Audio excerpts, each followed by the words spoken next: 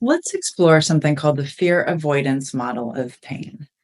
This is a extremely well-researched model that has highlighted the critical role that fear plays in maintaining our pain experience and prolonging the relationship our mind and our body have with pain, even after the original wound has healed. Many individuals who live with chronic pain no longer have an actual wound, but their brain and their body are still living in the cycle of pain, guarding, and fear caused by the original inception point. So, how does this happen? Well, of course, first of all, we have an injury. Something happens to our mind or our body that sends up alerts in our system that something's off, something's wrong. It could be a broken bone, it could be a car accident, it could be an illness, or even the coronavirus. There's something that gives our body and mind data that there's something wrong in the system. And the impact of that exists long enough for our brain to start to encode an experience around it that results in pain.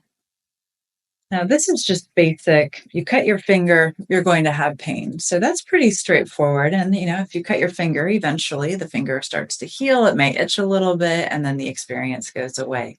But when we're looking at the transition of a pain experience into chronic pain, there are other variables that start to come into play. One we've already explored. This is the idea of that pain catastrophizing.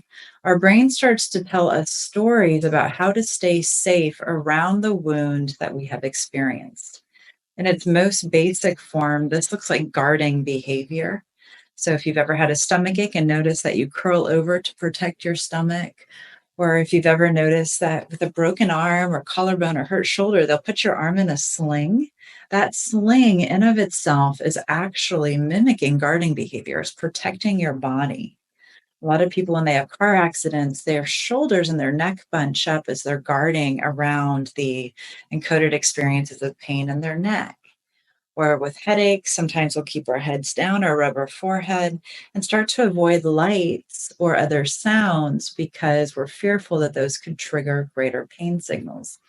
All of those parts are in relationship to the pain catastrophizing.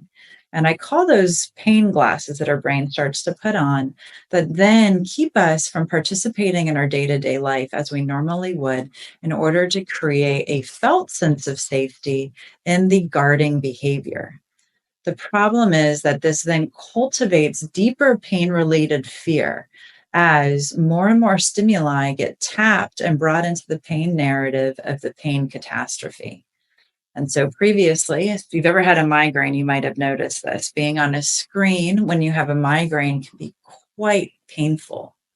And after you've recovered from the migraine, you might notice that you avoid screens for a little bit. There's a generalizing that happens there.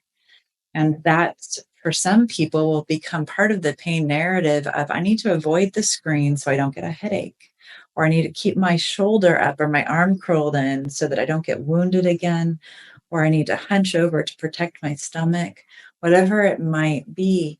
External stimuli, not previously related to the initial pain experience, now is generalized into the pain story, creating a more deeper and more complex web of data that eventually leads to avoidant hypervigilance. It's as though our amygdala is constantly scanning the environment, looking for additional threats that could cause us pain or disruption, and even giving us hypotheses around what could cause us additional pain. So notice the hypotheses play right into that pain catastrophe.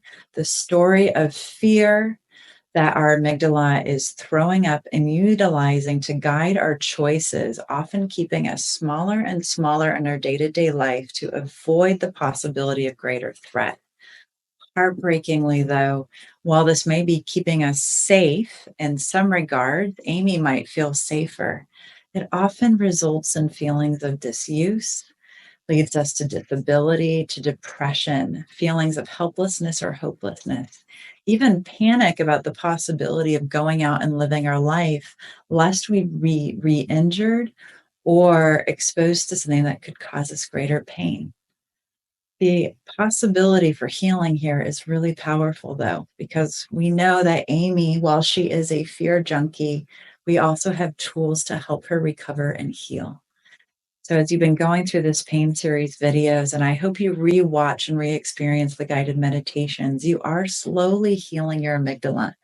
And of course, if you notice that you are having some bigger levels of pain or some greater fear reactivity, it's a great opportunity to reach out to a practitioner and do some deeper work. We have a wonderful team. I've also trained hundreds of wonderful practitioners around the world.